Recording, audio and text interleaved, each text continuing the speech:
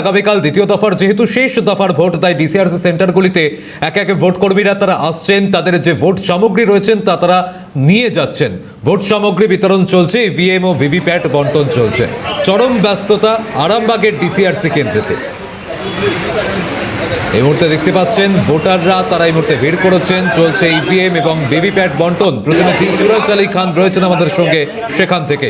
সুরজ, কি পরিস্থিতি, নজরদারি কেমন রয়েছে? ভোট কর্মীরা তারা আসছেন, ভোট সামগ্রী তাদেরকে বিতরণ করা হচ্ছে, কোনো সমস্যা বা কিছু এই মুহূর্তে সব আপডেটটা কি রয়েছে?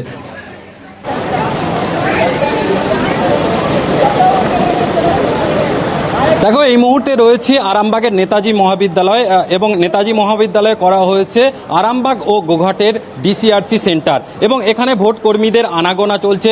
রয়েছে প্রশাসনের, আমি একটু ক্যামেরা পার্সনকে দেখাতে বলবো, প্রশাসনের নিরাপত্তা রয়েছে।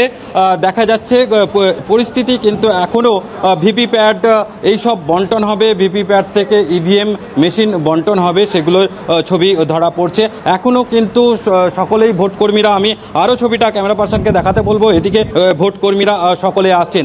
এখন পর্যন্ত পরিস্থিতি স্বাভাবিক বলা যায়।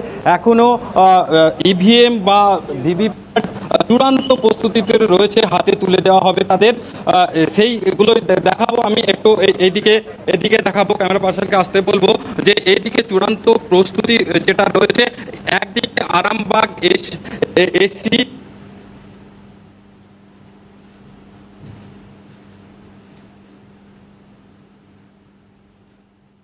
চেষ্টা করছি এই মুহূর্তে সেই ছবিটায়।